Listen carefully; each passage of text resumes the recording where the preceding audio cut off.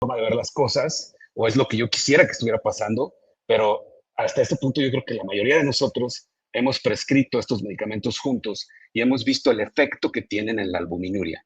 Evidentemente, existe diferencia en cuanto a qué estudio analizas, pero bueno, esos son los datos con los que contábamos y con los que concluíamos en muchas de las sesiones de la conjunción.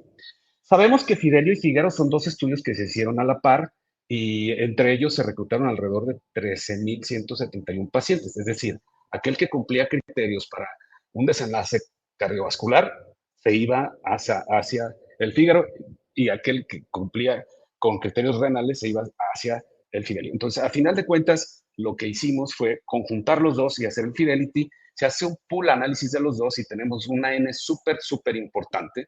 Y con esto podemos, es válido, ¿no? A lo que voy es que no quiero que entiendan que esto es un, un, un post hoc. Esto no tiene nada que ver con un post hoc. Por eso se llama análisis agrupado preespecificado. Es decir, venían con outcomes diferentes, pues obviamente como alemanes que son, lo saben hacer muy bien. Venían con outcomes diferentes, lo hicieron más o menos al mismo tiempo, entonces es válido porque no pierden aleatorización. Cuando nosotros comparamos estos dos jugadores de los que vamos a hablar en los próximos minutos, cuando nosotros comparamos estos dos jugadores, vean cómo Empa Kidney, de este lado, es un estudio que probablemente no hay manera de yo decirles que es un head-to-head y probablemente no es algo estadísticamente significativo para los puristas, pero sí podemos analizar algunas de las características que se estudiaron. Recordemos que Empa Kidney fue un estudio que se realizó en pacientes tanto con diabetes como sin diabetes, prácticamente 50%. Y Fidelity, el pool análisis, todos vivían con diabetes y al final, después del mes de washout, la mayoría estaban ya alrededor de 7 de hemoglobina glucosilada. El potasio no era tan importante como criterio de inclusión en los ISGLT2. Sin embargo, en los pacientes con finerenona sí lo era, porque son pacientes, sí lo es, porque son pacientes que tienen ya un bloqueo parcial del receptor mineralocorticoide y pues bueno, les estás agregando más bloqueo, entonces hay riesgo de que exista mayor hipercalemia. Por eso es que hablando de finerenona, siempre hay que tener en mente el potasio, algo que durante mucho tiempo no nos importó mucho a los nefrólogos y mucho menos a los cardiólogos. Quizás nos importaba, pero no nos asustaba hasta que llegaba a 6. Evidentemente sabemos que excluyeron diabetes tipo 1. ¿Y por qué pongo estos dos estudios? Pues bueno, porque estamos hablando de las dos moléculas que ya están estudiadas independientemente con un beneficio cardiovascular demostrado y renal. Entonces, es importante recalcar que no tenían insuficiencia cardíaca o no habían tenido un episodio de algún evento cardiovascular reciente y que, bueno, al final no eran pacientes de muy alto riesgo cardiovascular o no, como algunos otros estudios con los ISGLT2, ¿no? Entonces, eran pacientes de bajo, que sí tenían riesgo cardiovascular aterosclerótico, pero que en ese momento no estaban descompensados a final de cuentas. Y chequen aquí cómo hay alguna diferencia en cuanto a las características basales. Creo que no hay necesidad de detenerme en explicarles el mapa caído, todo el mundo ya lo identifica, pero ve como aquí, a diferencia del pool análisis del Fidelity, aquí existen algunos pacientes que se vieron en el EMPA Kidney, como lo es de este otro lado, que no se vieron en el Fidelity. Bueno, no es más que para remarcarles que los estudios no son iguales, evidentemente, el outcome puede llegar a ser muy similar, sin embargo, son estudios que en base a los criterios de inclusión tuvieron características basales distintas, pero es interesante ver cómo es que la población es una población nefrológica, ¿no? ¿Qué tenemos en cuanto a la reducción de la albuminuria en finerenona? Pues bueno, sabemos que se redujo hasta un 32%. Y bueno, a mí me gustaría que hicieran un insight en este momento y se preguntaran ustedes en la práctica clínica con los IECA y los ARA2, que por ahí de repente hacíamos hasta doble bloqueo y a veces hasta espiro le metíamos una dosis chiquita para que no se nos vaya a subir tanto el potasio. Sabemos que los estudios grandes de doble bloqueo se cayeron por lesión renal aguda y por hipercalemia, pero lo cierto es que no teníamos nada. Y a mí me gustaría saber quién de ustedes conocía que los ARA2, bueno, obviamente si lo tenían súper restringido y desnutrido en proteínas, pues a lo mejor si sí lograban un 20-30% de reducción de la albuminuria. En este caso no hubo necesidad de eso y con Fidelity un 32% y un 19% de reducción de la albuminuria. Esto evidentemente comparado con placebo. ¿Y por qué hubo menos en empagliflozina? Pues bueno, recuerden que la población que metió son pacientes que en este grupo tienen menos albuminuria. Es nada más como hacer énfasis en las características basales. Y estos análisis que los han visto en muchas pláticas, que honestamente fue lo que nos ha dado como que esa, esa, esas ganas de seguir estudiándolos y juntos, ¿no? Porque a pesar de que los usamos, los que son más científicos, de repente decimos, pero es que tenemos que ver la evidencia de que sí funcionan. Pues bueno, en realidad el porcentaje de pacientes del Fidelity fue alrededor del 15%, y estoy creo que exagerando un poco, y ese 15% son 877 pacientes comparados con 12,149 de los que no tenían ISGLT2. Esto en realidad para la molécula como tal de finerenona es una superventaja porque no está el sesgo de que quizás el ISGLT2 le ayudó. Sin embargo, cuando tú analizas a aquellos que tenían ISGLT2, la disminución de la cantidad de albuminuria, es decir, del famoso RACU, o como quieran decir, UACR, fue mayor en aquellos pacientes que tenían ISLTO. Sin embargo, pues, bueno, tenemos que ser un poco más puristas con la estadística y decir, bueno, sugiere, sin embargo, no es algo contundente. Está este otro estudio, como hay algunos otros por ahí, se me viene uno del C. Jason, en donde se ha visto que cuando los juntas sí existe una disminución de la albuminuria. Chequen, este es uno de los más interesantes o uno de los que tienen mayor pacientes. Evidentemente es una corte retrospectiva, no están aleatorizados los pacientes, hay un montón de variables confusorias, es decir, uso de algunos otros IECA, ahora 2 GLPs el tiempo en el que se realizó. Son 96 pacientes, ven cómo no están aleatorizados, aún así sí se ve que la combinación está mucho mejor en comparación del resto. Esto nos da la pauta de decir, ahora sí, pues vamos a hacer un estudio como se debe, ¿no? ¿Y por qué es importante medir y estar hablando de la albuminuria? Yo creo que aquí todos los que están conectados o los que no están,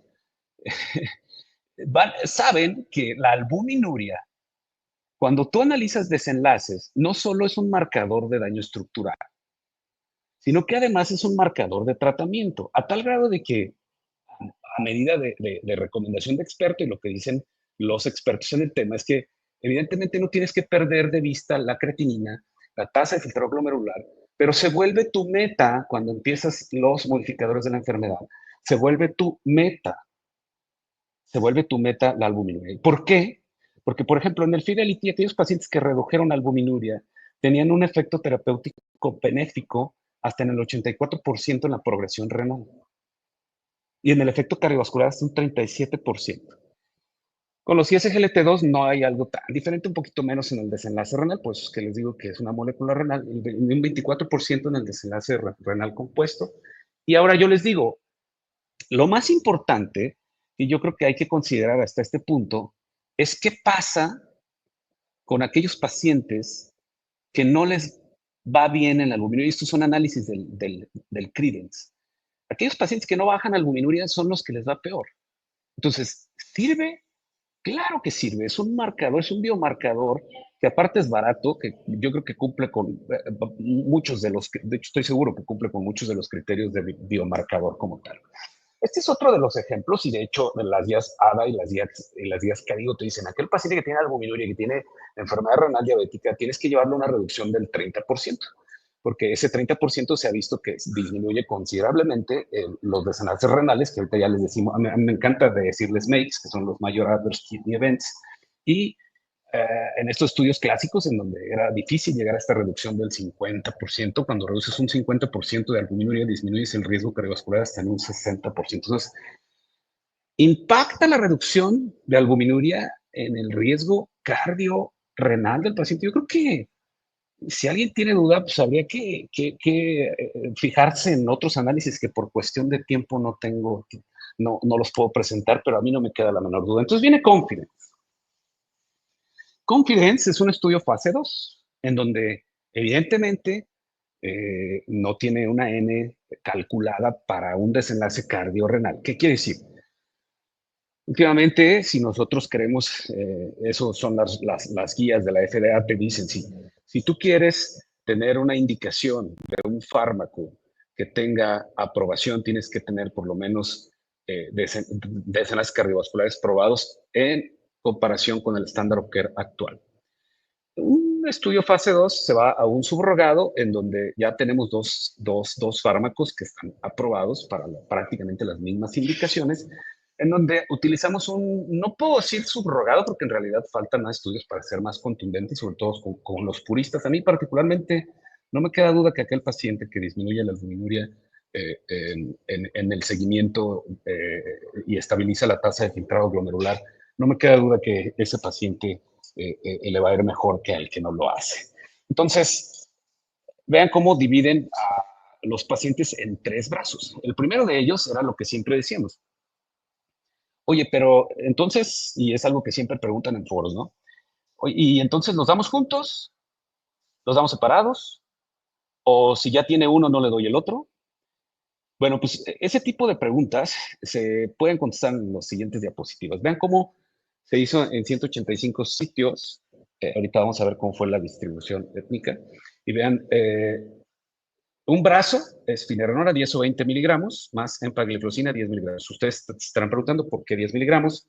En los estudios renales, es decir, en Kidney, la dosis siempre fue 10 miligramos. En otro brazo, finerenona 10 miligramos o 20 miligramos, más placebo. En otro brazo, empagliflozina más placebo. Es decir, estamos comparando la conjunción de dos fármacos que son magníficos, más cada uno independiente. Y bueno, al final se hace un periodo que le decimos en investigación washout, es decir, le suspendes el tratamiento y ves qué sucede con los parámetros clínicos. En este caso fue un seguimiento a 6 meses, 180 semanas, 6 meses, y fue una proporción 1:1. Al final se terminaron incluyendo alrededor de 780 pacientes, algunos se perdieron datos, que fue la principal causa, no fue por efectos adversos. Criterios de inclusión muy similares a los que ya conocen.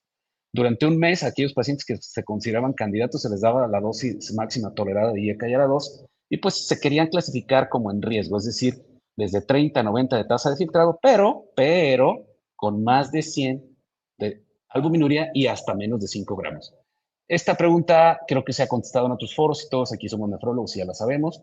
¿Por qué menos de 5 gramos y por qué agarraron 5 gramos? Pues bueno, hablado Perpovic, que fue el primero de Credence, se le ocurrió decir 5 gramos porque después de 5 gramos puedes pensar en alguna glomerulopatía asociada y entonces aquí ya te podrías, habría un sesgo de selección, ¿no?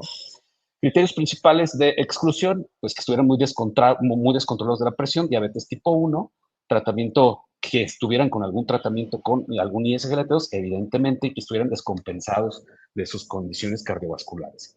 Cambio, el outcome principal o la evaluación primaria fue la reducción de albuminuria. Insisto, son fase 2, no estamos viendo desenlaces cardiovasculares ni renales contundentes como la diálisis, muerte renal, infarto, los famosos MACE, insuficiencia cardíaca o hospitalización por la misma. Sin embargo, ya les he mostrado datos que nos dicen que la albuminuria es un buen marcador o que nos puede predecir si estamos ayudando al paciente.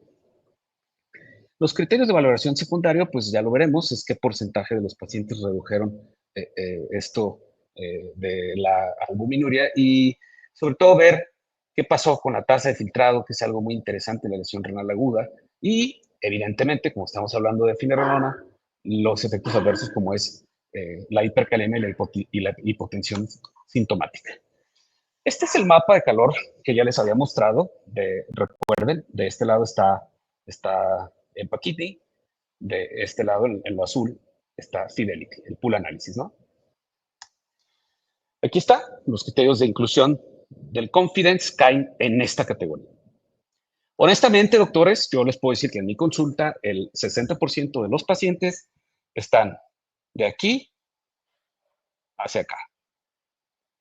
A algunos de ustedes les tocará de aquí hacia acá, pero lo importante de esto es que vayan conceptualizando que los criterios del confidence agarran a pacientes que tienen desde 100 de albuminuria, es decir, que están con una tasa de filtrado incluso hasta 90, hasta 5 gramos.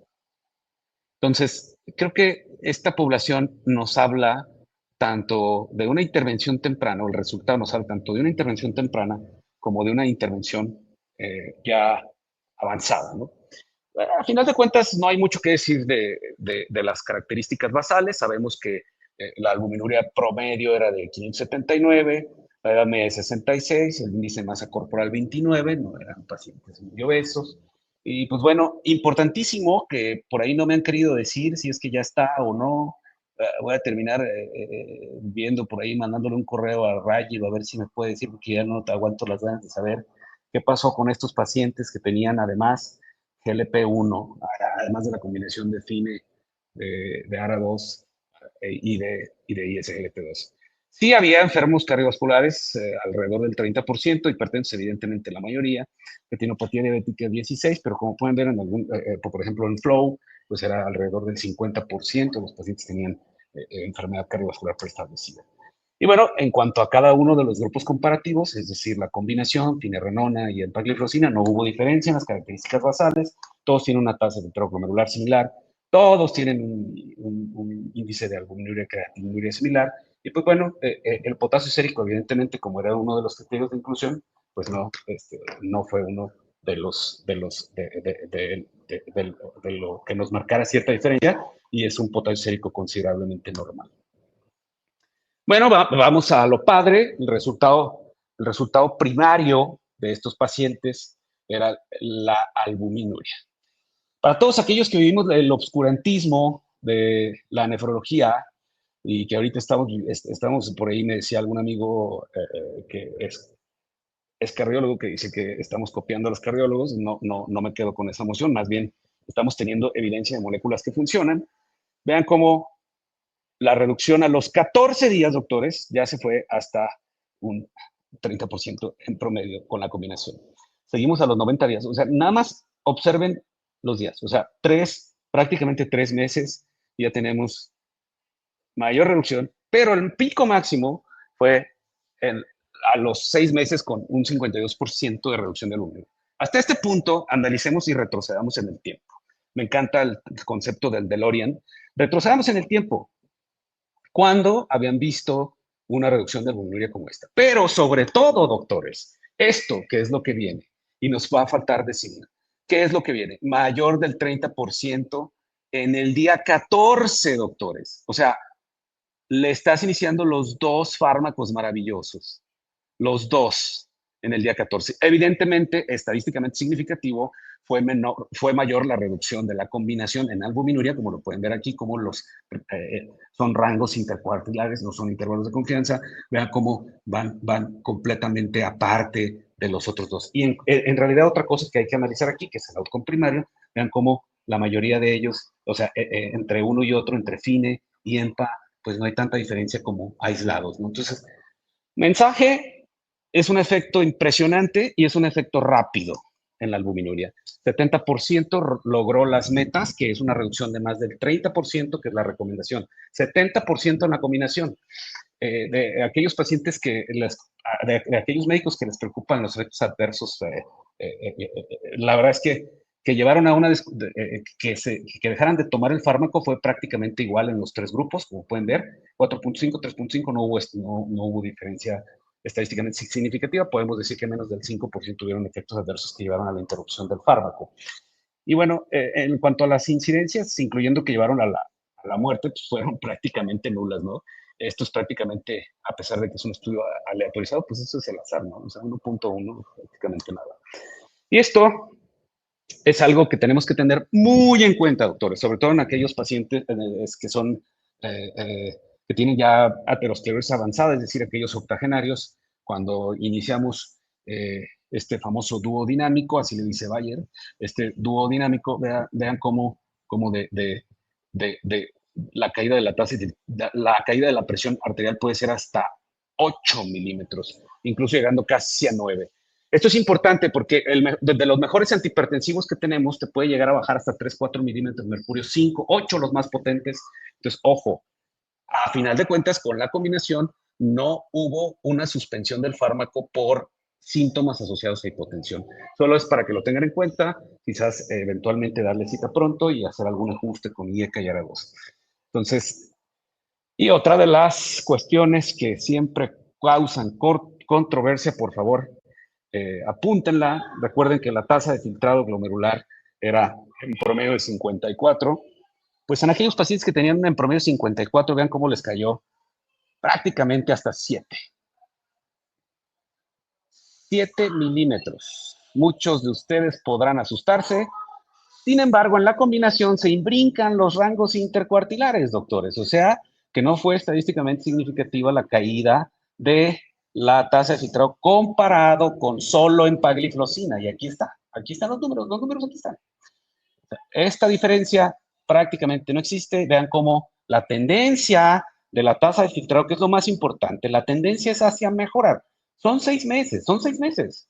Yo tengo pacientes, yo sé que ustedes tienen pacientes ya con los pilares o con los modificadores de la enfermedad, con los 4, y ustedes han visto que a lo mejor no muchos recuperan mucho la tasa de filtrado, pero nuestra meta, doctores, nuestra meta no es tanto que recuperen la tasa de filtrado, sino que no se deteriore más y se mantengan ahí. Y ojo, medir albuminuria, que es que, insisto, se va a número 1 en nuestras metas. Y bueno, el potasio, vean estas gráficas, cuando ustedes las ven del paper, dicen, no, no, bueno, pues es que la combinación, vean nada más cómo subió muchísimo el potasio. No, doctores, chequen las unidades. O sea, yo estoy hablando de que un paciente que llegó con 5.3 de potasio subió 0.3, o sea, está con 0.6. Prácticamente el rango intercuartilar más alto no llega a los 0.35.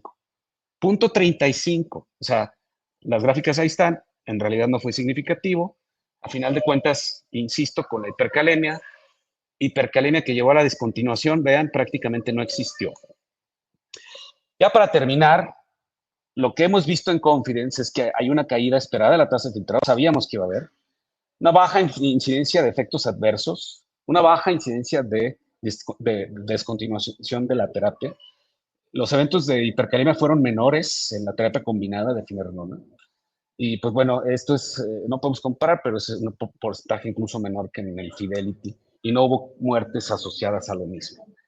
Tenemos una reducción de hasta el 52% de albuminuria y el 70% de los pacientes con esta reducción llega a las metas recomendadas de más del 30, que es lo que se ha asociado con beneficio cardiorrenal. Esto es parte de lo que viene a complementarse después con los estudios de la vida real, que ya que ya tenemos algunos datos preliminares, que probablemente lo veremos con el doctor Jonathan. Pues bueno, la finerenona es un tratamiento esencial que debe iniciarse en forma temprana. Yo les digo que ustedes cuando lleguen a los 40 años van a perder una tasa de filtrado glomerular de 1 mililitro. Enfermedades catastróficas, y de las más frecuentes, ya sea glomerulares graves o sobre todo diabetes albuminúrica, pueden llegar a perder hasta 10 mililitros minuto. Si ustedes dan un IECA o un ARA2, pueden salvarlos hasta 3.8. Y si nosotros tomamos en cuenta de este lado la edad, pues bueno, es la edad a la que puedes llegar sin terapia de reemplazo renal. ¿Qué pasa si metemos un ISGLT2 y finerenona y un GLP? Pues bueno, probablemente aquellos pacientes que tengamos con tasas de filtrado alrededor de 54, como lo fue el Confidence, vayamos a lograr dejarlos en los 90 en la bicicleta, viviendo muchos años y viviendo mejor. Y esto, que es una postura bastante interesante del doctor Neuen, de que ya lo venía publicando desde el 2024. Ahora la pregunta es, yo creo que en este punto ya no queda la duda. No queda la duda de que tenemos que usar los 4 modificadores de la enfermedad. Hasta este punto en donde queda la duda, doctores, es qué tan rápido. No tenemos un strong como en los 4 fantásticos. No tenemos un strong. Pero, ¿qué tan rápido podemos implementarlo? Pues bueno, Confidence, sobre todo en tasas de alrededor de 50, ya nos demostró que es seguro, cae la tasa de filtrado, no se asusten, también cae la albuminuria de una manera impresionante. Pues lo hacemos en 6 meses, 10 meses o más de un año. Híjole, a mí 6 meses se me sigue haciendo mucho, pero bueno, lo abro para la discusión después. Y debemos priorizar el inicio simultáneo. ¿Qué tan temprano, qué tan rápido? No lo sé, tenemos que estudiarlo. Aquí tienen el QR, con esto termino, para que descarguen el artículo durante un año. Yo creo que la mayoría de los tienen, pero adelante y con esto termino.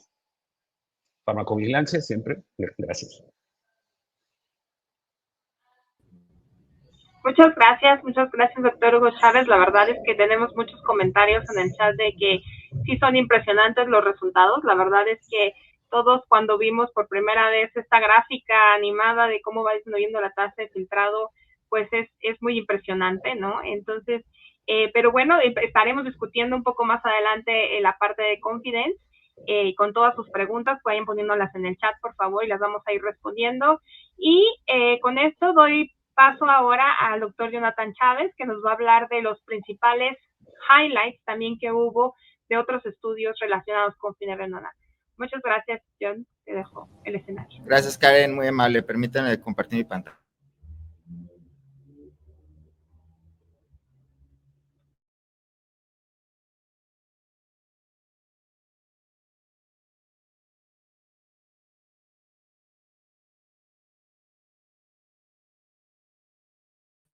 ¿Estás en mute, John? Bien. Les voy a hablar ahora de algunos estudios que fueron presentados a manera de abstract o incluso como trabajos orales. Haciendo énfasis en finerenona, pero también les voy a comentar un estudio especial que fue hecho con espironolactona. El primero de ellos fue este estudio llamado efecto de finerenona en la caída de la tasa de filtrado glomerular en diferentes niveles de albuminuria y tasa de filtrado. Este es un post-hoc del famoso estudio Fine Arts HF, en donde pacientes que tenían enfermedad renal crónica y falla cardíaca con fracción de eyección preservada fueron aleatorizados a consumir finerenona a dosis de 10, 20 o hasta 40 miligramos al día, y esto dependía de su tasa de filtrado glomerular. Aquellos que tenían más de 60 recibían 20 o 40 miligramos y aquellos menos de 60 recibían 10. Y fueron comparados contra placebo. Lo importante de los estudios de inclusión es que había que tener falla cardíaca con clase 2 a 4 y una FEBI más de 40. Y también era relevante que los péptidos natriuréticos tendrían que estar altos como para considerar de alto riesgo. Excluían a las personas que tuvieran tasa menos de 25 o que tuvieran potasio más de 5, y pues esto se alinea a las características de los demás estudios que hemos visto, de que aquellos pacientes con hipercalemia es muy probable que tengan hipercalemia después de tomar fines si tienen potasio más de 4,8. El evento primario fue la combinación de muerte por causa vascular y eventos de falla cardíaca. Los secundarios fue cada uno de ellos por separado, y además las escalas pronósticas de falla cardíaca como la de Kansas City. De las características demográficas más relevantes que considero para esta presentación fueron divididas en estas dos tablas acorde a su valor de albuminuria o de tasa de filtrado. De albuminuria el típico 1, 2 o 3, y de tasa de filtrado más de 60, 45, menos de 45. Vean la albuminuria, en este caso eran pacientes ancianos, más de 70 años prácticamente en todos los grupos. Una tasa de filtrado aceptable, más de 60, más de 54 en todos los grupos, pero albuminurias leves o hasta muy altas de hasta 728. Por otro lado, cuando hicieron la división por tasas de filtrado glomerular, lo relevante era de que había tasas muy buenas de 78 o más bajas como de hasta 36, que pues evidentemente esto ponía al paciente en más riesgo incluso de hipercalemia. Noten cómo los péptidos natriuréticos también eran muy altos, pero acorde a esta nueva clasificación de péptidos natriuréticos anormales, acorde a tasa de filtrado, ese grupo de tasa de 45 con péptidos cerca de 1600 es considerado alto. Ellos deberían de tener un péptido cerca de 1000. Y lo más interesante fue cómo cambia la albuminuria y esto, la tasa de filtrado acorde a la albuminuria. Primero, aquellos pacientes que tenían una albuminuria en A1 menos de 30, prácticamente la tasa de filtrado glomerular fue igual después de 4 años. Aquellos en A2 de 30 a 300, también la tasa de filtrado cambió de manera no significativa y pues muy marginal, únicamente 0.3. Y lo más importante del estudio fue que aquellos con albuminuria A3, es decir, más de 300, la tasa de filtrado sí se ahorra significativamente con finerenona. Ellos pierden, o mejor dicho, mantienen 0.6 mililitros minuto por año. Así que, ¿cómo interpretamos esto? Aquellos con falla cardíaca, fracción de eyección preservada, que tienen albuminuria A3, son los que más se benefician de finerenona para preservar la tasa de filtrado glomerular. El segundo estudio que les voy a comentar también es un post-hoc del Fine Arts HF, pero en este caso vamos a evaluar estos cambios en albuminuria y si es que estos cambios en albuminuria explican el beneficio cardiovascular.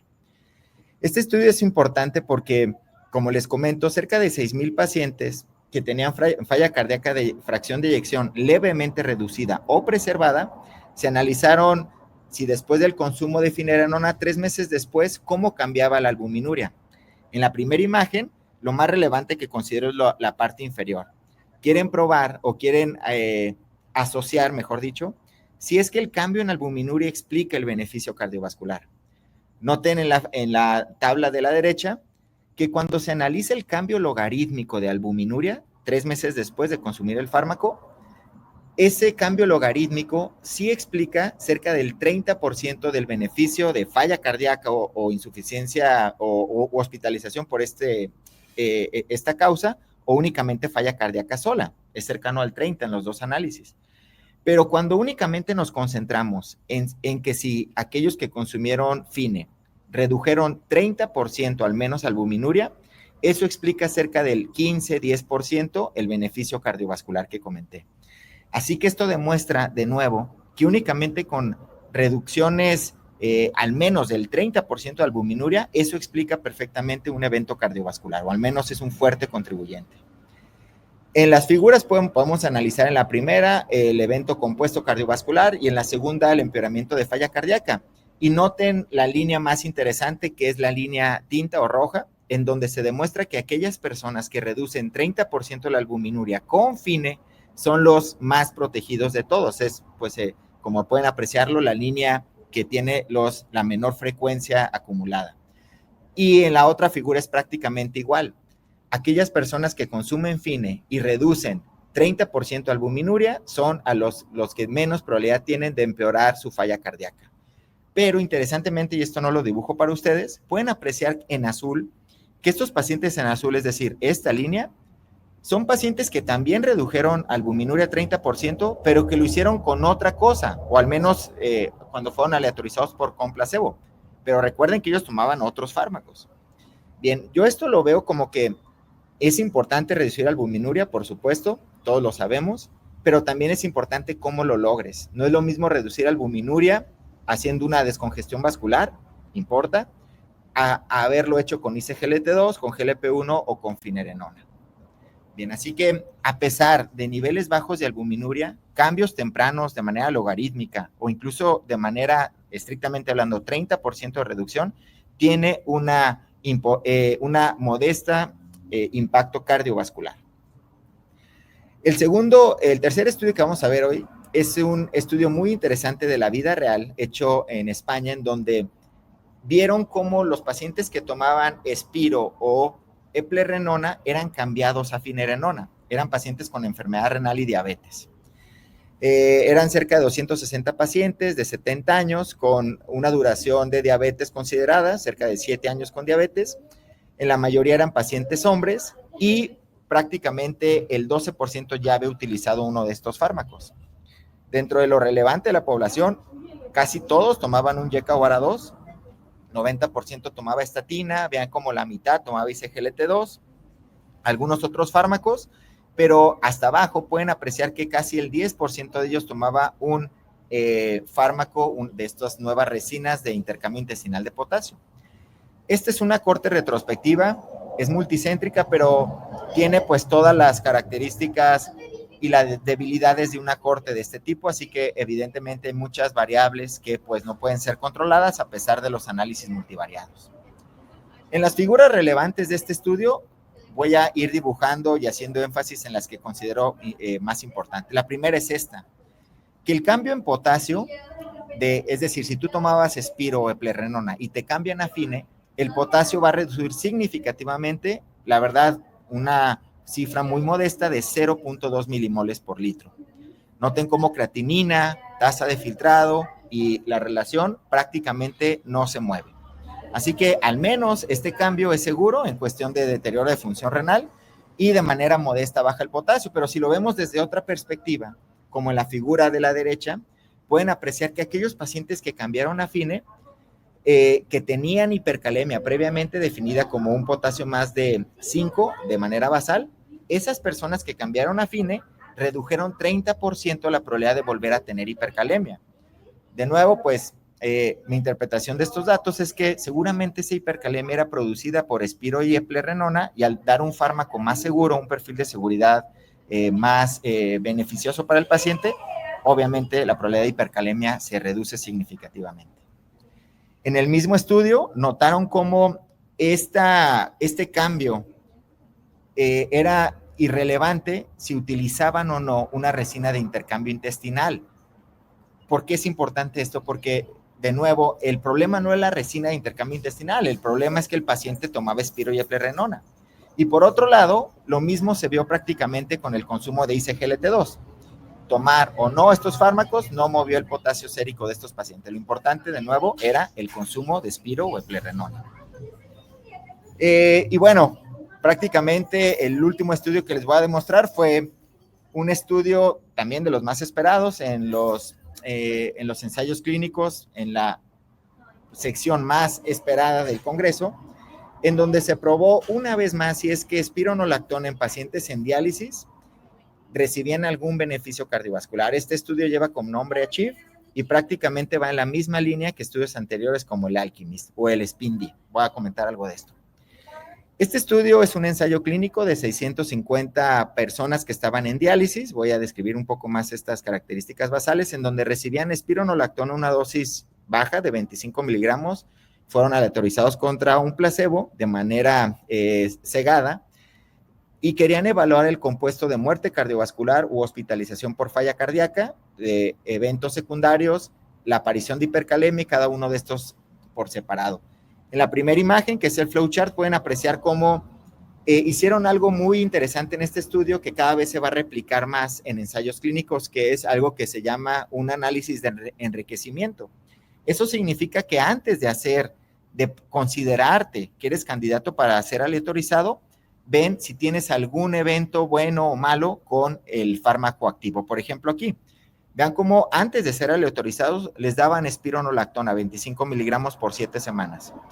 Si esos pacientes no hacían un potasio más de 6, es decir, un potasio bajito y tenían buena adherencia al fármaco, si únicamente cumplían eso, ahora sí eran aleatorizados. Por lo tanto, esto ya es un candado de seguridad. En este caso, los aleatorizaban, como comenté, contra espiro, contra placebo, e iban analizando al paso de los meses.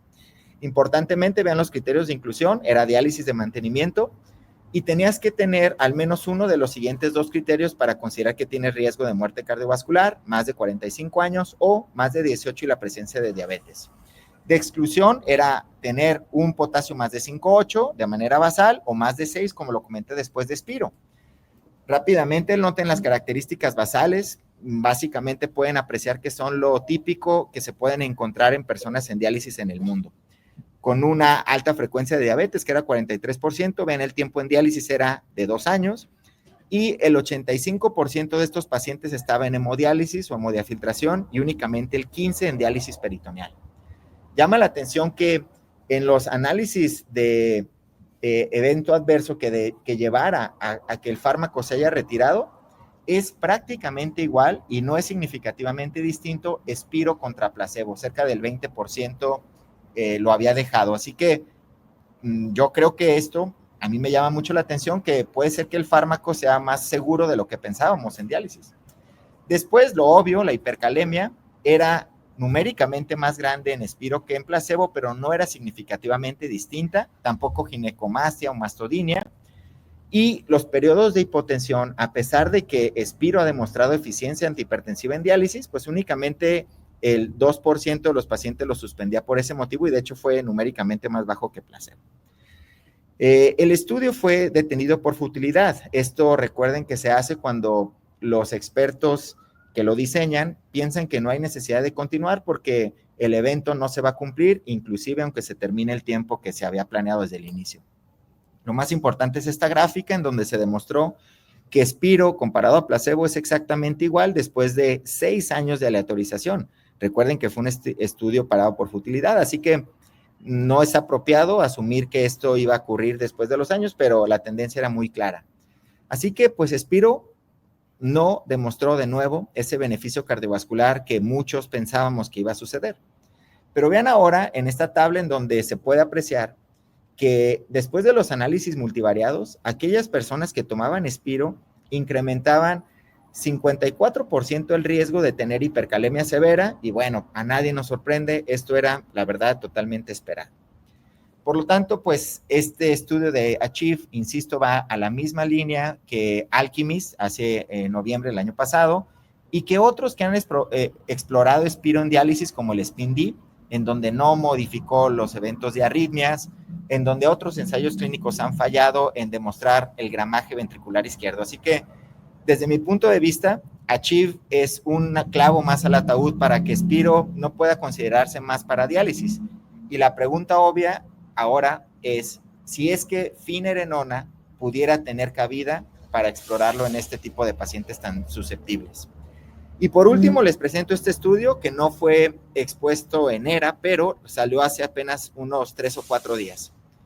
Este estudio compara FINE contra Spiro o eplerenona, pero en la población que hemos encontrado en estudios como el compuesto de Fidelity, o sea, de Fígaro y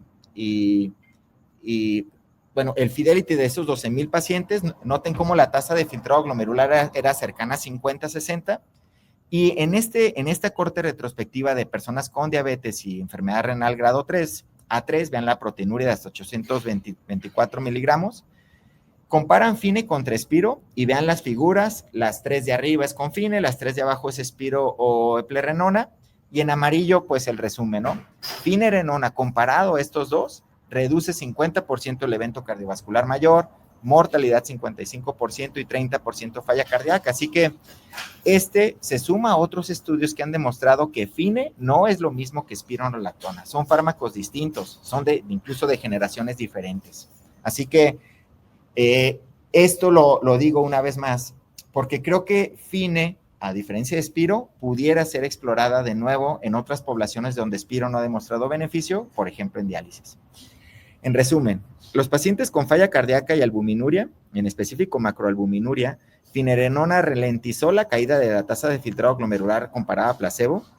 En aquellos del ensayo clínico Fine Arts HF, a pesar de niveles bajitos de albuminuria, sus cambios tempranos de albuminuria sí tienen una modulación del evento cardiovascular.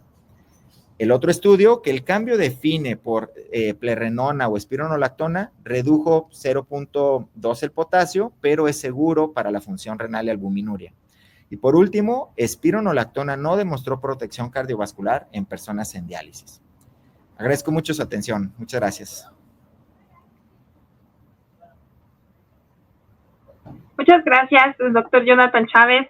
Ahora vamos a pasar a la parte de preguntas y respuestas, y aquí me gustaría también darle la bienvenida también al doctor Hugo Chávez nuevamente para poder tener este panel de discusión. Entonces, a mí me gustaría, hay varias preguntas en el chat y la verdad es que sí ha creado y ha generado mucho interés esta presentación y muchas gracias a ambos por ello. Les vamos a dejar aquí rápidamente mientras el código QR donde pueden descargar el artículo de Confidence de forma gratuita, es de libre acceso y pueden descargarlo sin ningún problema. A mí me gustaría empezar con una pregunta para ambos, y es, después de la publicación de estos estudios, hablando de Confidence, hablando de Achieve, ya que vimos Alchemist, también, ¿cómo creen que vaya a cambiar ahora la práctica clínica del nefrólogo, del internista, que ve a este tipo de pacientes, incluso el cardiólogo? Entonces, no sé quién quiere empezar, pero quisiera saber su opinión al respecto. Adelante, John. Sí, claro. Bueno, desde mi percepción, yo creo que estos estudios, primero, pues deben de confirmar una vez más que las paradojas de la nefrología, ¿no? Hemos asumido muchísimas cosas en nefro que pensamos que van a funcionar porque funcionaron en otra población de pacientes y aquí simplemente son negativos. Pero por otro lado, nos deben de incitar a que nuevas moléculas como FINE, como GLP-1, como antagonistas de endotelina, puedan ser exploradas en esas poblaciones que pensábamos que no iba a funcionar. Así que creo que esto pues, son cosas que van cambiando nuestro actuar clínico y definitivamente lo mejor sería apegarnos a la evidencia antes de tomar decisiones clínicas. Sí, sí me escucho. Bueno, mi opinión es que hasta este punto tenemos suficiente evidencia para posicionar a finerenona en cierta indicación. No creo que es on label. Pero pensando en el mecanismo de acción y en todos los estudios que se vienen, yo te diría que de hecho o sea, esto no es basado en evidencia ni en mi expertise ni nada, pero con todo lo que se vino en Fine Arts, yo te puedo decir que lo más difícil es que te salga positivo un estudio con fracción de eyección preservada. Y no tenemos que ser organocéntricos en ese punto. Y entonces en donde empieza el debate, doctora Karen, que es algo que me pasa muy frecuente, en donde empieza el debate es en ese paciente que tiene fracción de eyección limítrofe 30 y tiene albuminuria persistente y que te llega del cardiólogo con Espiro, ¿qué haces? Y eso es algo que la evidencia no lo va a contestar. Y a mí sí me gustaría ponerlo sobre la mesa porque si tú a mí me preguntas por el efecto antiproteinúrico que tiene, yo me iría más a pensar en los riñones porque soy nefrólogo, pero los cardiólogos te dirían, no, es que dale Espiro, porque tiene fracción de eyección reducida, tiene 30 de fracción de eyección y la indicación está ahí y le tienes que dar. Quizás con el sacubitril o valsartán no hay tanto problema, pero estamos en un punto en donde no podemos ver a los pacientes como órganos separados y nos hemos topado con esto muchas veces. Entonces, mi recomendación es, por riesgo de hipercalemia en un paciente que tiene albuminuria, deterioro de la tasa de glomerular, priorizar, yo creo que ahí la pauta lo da la hipercalemia. O sea, si tú tienes un paciente que tiene una fracción de eyección baja, moderadamente baja, o baja incluso, y que te está dando problemas, o tiene 25 miligramos de Espiro, con albuminuria persistente, a pesar del resto de los pilares, yo me iría más por FINE. Eso es algo que no está estudiado y que difícilmente vas a tener un clinical trial. Vamos a ver en los estudios de la vida real que creo que nos van a contestar estas preguntas. Okay. Gracias a los dos. Tenemos varias preguntas en relación al mismo tópico que es, ¿será el mismo efecto que se ve en este estudio Confidence de la combinación con empagliflozina, con dapagliflozina, con canagliflozina?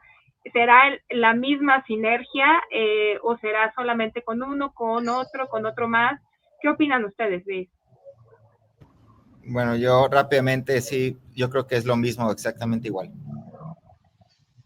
Mira, en base a los outcomes de Credence, EMPA-KIDNEY y DAPA-CKD, que son, si acaso, quitaría un poquito a Cana por el tema de que solo se estudió en pacientes con diabetes y lo pondría en primer lugar comparándolo con FINE, porque FINE está estudiada, bueno, se está estudiando y yo espero ver los resultados ya del FINE CKD. Yo te diría que es un efecto de clase. Hablando renal, porque si tienes un efecto de clase, yo creo que no habría problema en combinarlos a los tres. Digo, aquí se combinó con EMPA, a pesar de que los estudios son tanto con pacientes con diabetes y sin diabetes, pero no tendría por qué haber los mismos beneficios. Ok, muchas gracias. Sí, se ha visto que incluso en estudios de vida real que tenemos ya actualmente en algunas cortes pequeñas, que se ha hecho una mezcla de ISGLT2 con finerenona, se ha visto también la reducción incluso en vida real hasta el 70%, ¿no? En algunas cortes de vida real. Tenemos otra pregunta aquí que creo que podemos dirigirla primero con John también, que es la parte del switch de finerenona, de espironolactona a finerenona. Menciona que cuál sería el resultado de hacer el cambio de espironolactona a finerenona en un paciente con enfermedad renal crónica e hipertensión de difícil control. Pero finalmente, o sea, que tuviéramos fines de mayor disminución de albuminuria y seguridad. ¿Cuál sería tu opinión? Muy bien, muy buena pregunta porque puso en la fórmula lo de hipertensión de difícil control, en donde Espiro definitivamente es mejor que FINE para controlar presión arterial. Yo nada más por eso, si con Espiro me fue bien, yo no haría el cambio. Yo ahí sí tengo un punto de vista diferente. Hay que siempre estar muy al pendiente de la dosis de Espiro, ¿no? Está el estudio Amber, que aparte tenía un quelante de potasio y no llegaron a más de 50 miligramos de Espiro. O sea, eran 25, 50 miligramos en el Amber. Entonces, híjole, sí, yo diría más bien que está probado hasta este momento que Espiro te ayuda a disminuir la presión o ayudarte, o sea, te ayuda en hipertensión resistente, pero creo que necesitamos más estudios con finerenona antes de concluir que es mejor Espiro que Fine, sobre todo por el perfil de seguridad que tiene. Ok. Diversas aristas, ¿no? La verdad es que pues sabemos que el finerenona no tiene una indicación como tal para hipertensión arterial actualmente, pero pues hemos visto que ayuda en cierto punto al control de la presión Bueno, arterial en algunos lo ves pacientes. en el confidence, o sea, que son pacientes que no tienen hipertensión arterial resistente hasta 8 milímetros de mercurio. Entonces yo no lo sacaría del juego y sí diría, vamos a estudiarlo en ese contexto. Vamos a proponer un estudio en Así. hipertensión. Muchas gracias por sus comentarios a ambos. Tenemos otro par de preguntas y esto se me hace muy interesante y es en referencia también a uno de los últimos slides que mencionaba Hugo. Es la parte de la implementación de estos 4 pilares, ¿ok? ¿En cuánto tiempo ustedes dirían que tendríamos que tener estos 4 pilares o 2 o 3 que tuviéramos? ¿En cuánto tiempo y cómo lo harían ustedes en su práctica? Ojalá que lo pudiéramos hacer lo antes posible, pero al menos con los candados de seguridad de potasio, probablemente yo diría para dar fine, por ejemplo, de alcanzar la dosis máxima de YECO-ARA2, que ese potasio esperado alto sería seguramente en 4 semanas. Yo diría que lo pertinente por ahora, que no hay estudios, yo diría que cerca de 1 a 3 meses, ojalá que ahí fuéramos ya dando al menos el inicio e ir ajustando dosis al paso de los meses. Sí, yo de acuerdo, creo que este doctor Newben que publicó estos 2 artículos de esta propuesta, no está siendo muy ambicioso con el tiempo. Y mi respuesta va más a la tasa de filtrado. Si tu tasa de filtrado es menor de 30, sí tienes que tener más cuidado y que eso no represente el confidence. O sea, insisto, el promedio de la tasa de filtrado es 54. Difícilmente un paciente con tasa de filtrado de 54 vas a tener algún problema así. Entonces, yo creo que la tasa de filtrado es fundamental y aún así, con tasa de filtrado entre alrededor de 30, 25, que nos tocan a nosotros los nefrólogos, yo te diría que por el efecto benéfico que tiene tan temprano, sí hay que tomar todas nuestras precauciones, pero sí intentar darlos pronto, ¿no? Y pues bueno, los estudios están hechos no en dosis máximas recomendadas, sino en dosis máximas toleradas. Es decir, nunca nos especifican eso. Puede ser que algún individuo tuviera 25 miligramos de losartán, que es prácticamente un placebo, pero nunca nos lo dicen. Lo que sí nos especifican todos los estudios renales que hay hasta este momento con decenas renales es dosis máxima tolerada, que digo, para aclarar, es aquel paciente que ya le diste cierta dosis de IECA y ARA2 y que ya el potasio llegó a cierto límite, de que ya la creatinina no lo subió más y que la presión está controlada. Perfecto, muchas gracias. Hay unas otras preguntas acerca de otras patologías en las cuales finerenona podría o no sumarse a este esquema de tratamiento y entre ellos preguntan acerca de los efectos de cine, sobre nefropatía lúpica, sobre diabetes tipo 1, ¿no? ¿Qué nos pueden decir al respecto?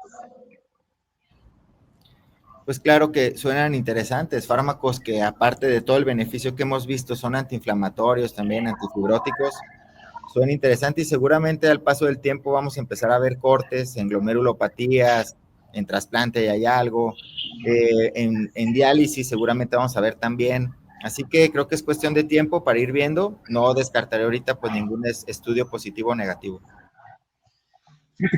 Desafortunadamente, estos enfermedades glomerulares activas, ojo, activas, porque las enfermedades glomerulares ya con enfermedad renal crónica residual o enfermedad residual, las incluían dentro del PAC-Kidney, del DAPA-CKD. Vamos a ver el FIND-CKD qué sorpresa nos trae. Pero fíjate que cada vez las recomendaciones son un poco más laxas de las guías de glomerulares, sobre todo hablando de lupus, por ejemplo, que sí, no en la inducción, pero sí te pueden ayudar como antiproteinúricos. De hecho, el término que usan ellos son antiproteinúricos como finerenona y sobre todo ISGLT2, que es en donde está más probado. Pero es una recomendación de expertos.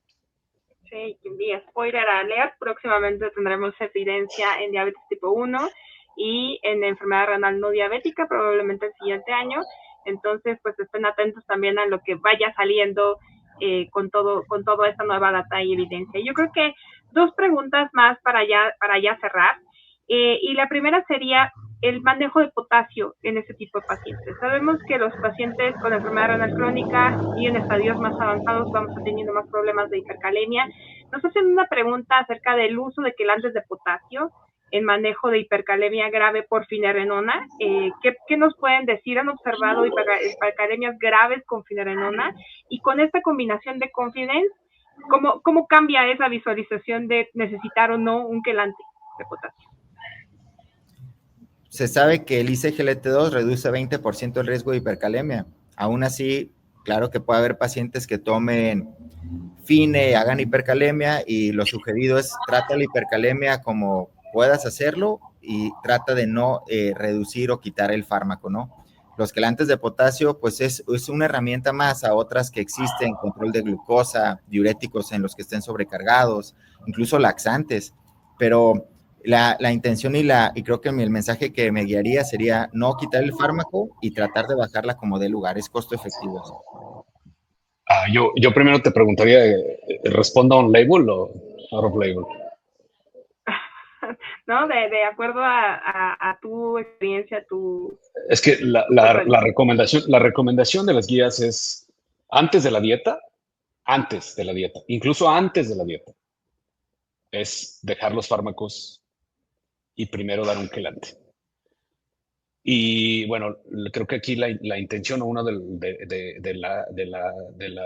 los puntos importantes de la pregunta era si me ha tocado ver hipercalemias graves. Definitivamente no. Y es raro el paciente que tienes bien titulado con diurético de ASA o Clorta, por ejemplo, que tiene efectos calióricos también, o con un ISGLT2. Evidentemente, insisto, depende mucho de la tasa de filtrado. Y sí es un recurso del que tenemos que echar mano, porque definitivamente de las principales causas de inicio de terapia de reemplazo renal, que al momento de que tú inicias terapia de reemplazo renal, y ojalá muchos de los hemodializólogos me estén escuchando aquí, estás disminuyendo la sobrevida del paciente. Entonces, yo sería mucho más conservador dando un quelante de potasio y incluso antes de restringir la dieta. Y bueno, evidentemente la dieta es fundamental y tenemos que estar muy de la mano con una nutrióloga renal experta. Sí, gracias. Gracias por esos puntos de vista. La siguiente y la última pregunta que me gustaría hacerles, y creo que no podemos irnos sin dar también este mensaje que es muy importante, porque hemos visto que estas terapias pueden llegar a ser modificadoras de la enfermedad y que también si se suspenden estas terapias, por aquí hay una pregunta que dice, ¿por cuánto tiempo tenemos que mantener la combinación? ¿Por cuánto tiempo tenemos que mantener el tratamiento con finerenona, con el ISGLT2, con el IECA o ARA para esa indicación como tal de frenar la progresión de la enfermedad renal y albuminuria, ¿no? Entonces, creo que es algo que queda claro en Confidence con ese análisis que se hizo, pero me gustaría escucharlo de ustedes también. Todo el tiempo, yo diría, siempre y cuando haya buena tolerancia, la trayectoria clínica sea la que uno espera, todo el tiempo, yo diría, eso sí, estoy seguro de ISGLT2 hasta llegar a diálisis, definen, no sé hoy, pero yo creo que también. Así que yo lo mantendría cercano ya a iniciar diálisis, iniciando y la pensaría ya 2 veces. Yo creo que nos faltan datos, ya tenemos algunos datos de ISGLT2, insisto, pero creo que la pregunta era más bien, o sea, ¿los dejamos un tiempo y luego los quitamos? ¿Sí fue así o no, Karen? Sí, o sea, principalmente dicen, ¿por cuánto tiempo se tiene que dar el tratamiento? ¿No? O sea, yo nos decía, los va a dejar como tal hasta prácticamente inicio de diálisis. Entonces, ¿cuánto tiempo? Sabemos que son modificados de la enfermedad. Hay algunos que nos dicen, bueno, ya me bajó la albuminuria, se lo voy a quitar, ¿no? Entonces, ese efecto de rebote Exacto. que se ve con Es que, Confident, justo es que es el mensaje. hay dos cosas que tenemos que tener muy conscientes. O sea, uno es hasta qué momento está la recomendación por seguridad del paciente de dar el fármaco en base a la progresión de la enfermedad renal. Y eso es, sabemos que, por ejemplo, GLP con Flow hasta los 25, EMPA hasta los 20, DAPA hasta los 25, Credence hasta los 30 mililitros de tasa de filtrado, ¿no? Entonces, cada vez estamos explorando más. Salió recientemente Advanced DAPA, que se fue hasta 15 mililitros. Entonces, cada vez, y bueno, sabemos que la farmacocinética, hay estudios de empagliflozina en donde la farmacocinética no se modifica. Entonces, eso es una cosa, hasta qué momento está indicado que tienes que retirarlo, y otra es, si el paciente va bien, yo no se lo retiro nunca, porque es como aquel paciente que tiene diabetes. ¿Cuándo le vas? Bueno, depende cómo lo trates y cómo lo agarres ya ahorita en la actualidad, ¿no? Pero es como el paciente clásico que tiene cáncer. O sea, por ejemplo, ¿cuándo lo vas a dejar de estar haciendo screening? Nunca. El paciente sigue enfermo, tiene una enfermedad, y por eso me gusta mucho hacer la analogía de congelar riñones, porque no los estás salvando, pero si les quitas la temperatura y los dejas de congelar, van a volver a fallar. Y me ha pasado con pacientes que se embarazan, se los quitas, ahí está el washout, y la albuminuria que tenían de 3 gramos, ¡pum!, otra vez 3 gramos, y el riesgo cardiovascular recae de nuevo. Y es lo que te decía de los pacientes del subanálisis del Credence, en donde aquellos pacientes que siguen con albuminuria o que recaen con albuminuria o que les quitan el medicamento por alguna razón, regresan al mismo riesgo cardiovascular.